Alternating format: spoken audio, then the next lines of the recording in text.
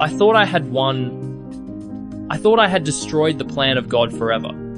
But that day on a hill called Golgotha, I realized the truth, and it was too late.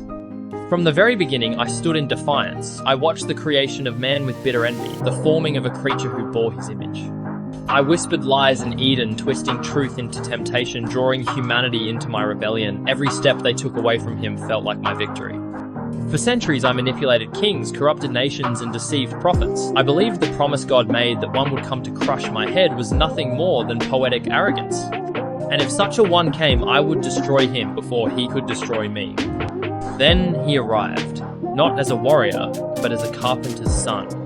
Pathetic, I thought. I tempted him in the wilderness. He refused. I sent storms to drown him. He calmed them. I stirred leaders against him. He silenced them with a word. But when I saw him arrested, beaten, mocked, humiliated, I rejoiced. Finally, the threat would be erased. I pressed darkness upon that city until the people cried, "Crucify him!" And I watched as nails tore through his hands and feet, each hammer strike feeling like the closing of a door on God's plan.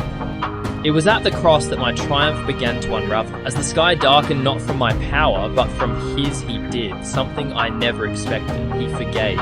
Even as life drained from his body, he spoke of mercy.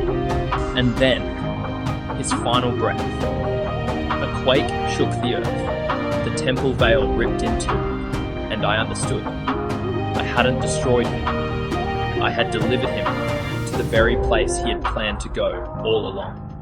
My greatest attack had become heaven's greatest victory. What I thought was an end was only the beginning. That tomb could not hold him. On the third day he rose alive, unbroken, victorious over death and over me. That is my greatest regret, not the rebellion itself nor the fall from heaven, but realizing that even my most cunning schemes only served the purposes of the one I hated most. He turned my weapon into his triumph, and now I can only watch as his light spreads, knowing that my time grows shorter with every passing day. If you want to uncover more hidden truths and powerful moments from Scripture, stories that reveal God's power in ways you've never imagined, subscribe now. New videos every week to inspire, challenge, and strengthen your faith.